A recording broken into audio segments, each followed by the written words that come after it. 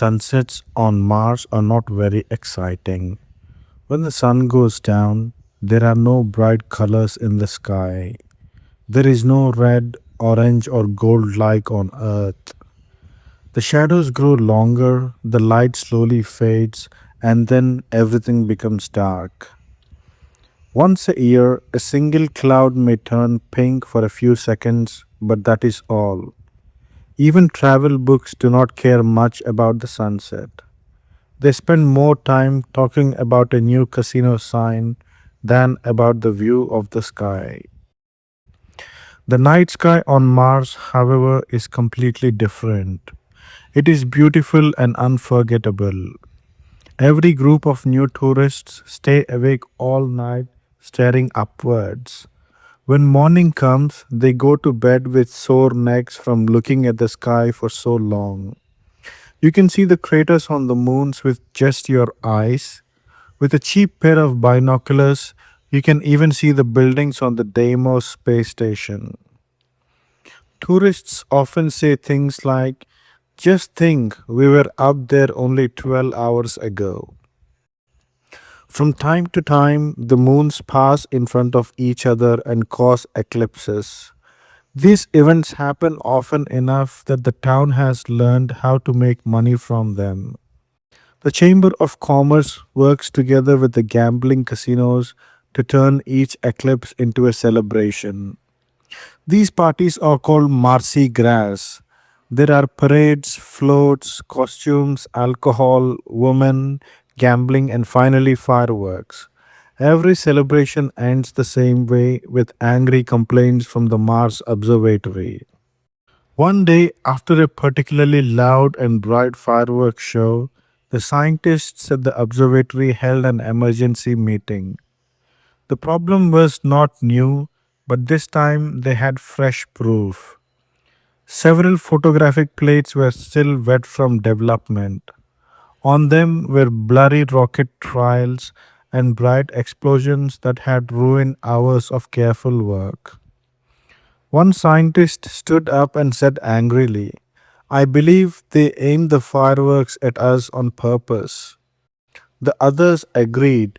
After all, the other sides of town faced oil refineries, all the homes of casino owners. Only the observatory lay in the direction of the fireworks. A technician asked, why don't we move the observatory out into the desert?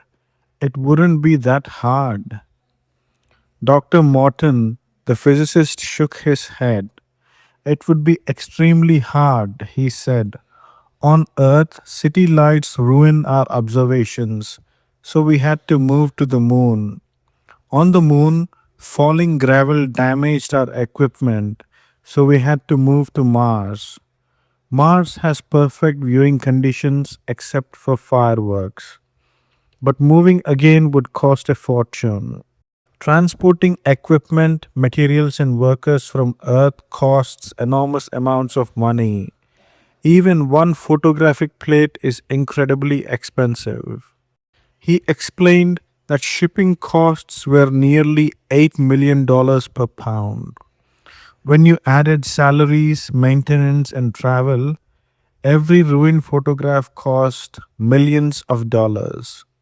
So we can't move, one scientist said, and we can't afford to lose any more plates.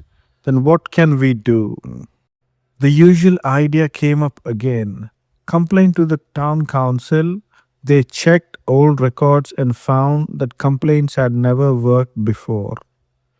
A new scientist suggested another plan. He said that if all the scientists worked together, they could beat the casinos at gambling and force them to close. Another scientist quickly explained why that would not work. Statistics and probability were on the casino side. Then Dr. Morton stood up. He explained his idea slowly. At first, everyone was shocked, then they became curious. Finally, they were excited. When the meeting ended, most of the scientists were smiling. A few days later, A small advertisement appeared in a weekly tourist magazine called What to Do in Marsport. The ad did not show beautiful women like the casino ads, but it had a very interesting title. It offered free horoscopes scientifically prepared by the famous Mars Observatory. Tourists loved the idea. Almost everything on Mars costs money, so anything free was popular. Soon the observatory was flooded with requests.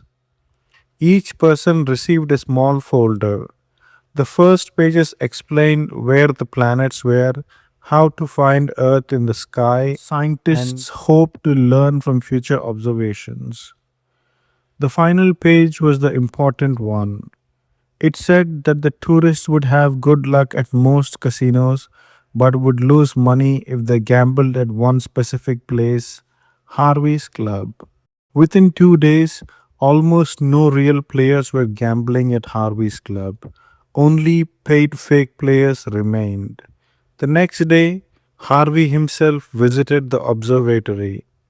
He was treated politely but without respect. Scientists admired his money but disliked his profession. He was taken straight to Dr. Morton. Harvey waved a horoscope in the air and asked one simple question: How much? Dr. Morton smiled and said, Just a promise. Harvey frowned. Dr. Morton explained that Harvey was a member of the town council. The next time fireworks were discussed, Harvey must vote against them. He explained how fireworks ruined important scientific work. Harvey listened carefully. He was even more interested when Dr. Morton explained that each casino would be named in turn in the horoscopes. Harvey finally nodded. The council supports tourists, he said, and scientists are considered strange people. But I'll do what you ask. He handed Morton $5 million for a bigger advertisement and asked to look through the telescope. Each week, another casino was named in the horoscope. Each owner came to the observatory, made the same promise, paid for the next ad, and enjoyed a tour. Everything worked perfectly until disaster struck. A telegram arrived from Harvard Observatory on Earth. It said the horoscopes were unscientific and must stop immediately. The plan was finished. Harvey came to see Dr. Morton again. He said he would keep his promise, but it was too late. If the telegram had arrived 1 day later, fireworks would already be banned. Harvey then suggested a new idea. He said the casino owners enjoyed touring the observatory. Maybe if they had a special visit, they would care more. Maybe a star could be named after each of them. Dr. Morton explained gently that visible stars already had names and distant stars were too faint. Howard would never approve such a plan. Still, he agreed that better relationships might help. A special tour was arranged. Dr. Morton gave a serious speech explaining how fireworks ruined research and how the observatory was helping humanity prepare for travel to other stars. The visitors listened politely but were not convinced. Later, Dr. Morton asked Harvey if he would help with something dangerous. One night, they quietly moved near the fireworks launch area. Dr. Morton carefully aimed two rockets using scientific instruments. He calculated their paths so they would explode in a canal near the casinos. One rocket worked as planned and soaked casino guests. The other went wrong. It landed on Harvey's house and burned it down. Even so, the disaster finally convinced the town council fireworks were banned. Dr. Morton felt terrible. The observatory staff tried to raise money for Harvey. Instead, they decided to honor him in another way. A newly discovered comet was named Harvey's Comet. When Harvey visited again, he surprised everyone. The fire had actually helped his business. Newspapers on Earth wrote about it. Tourists flooded his casino. Other casino owners paid his losses.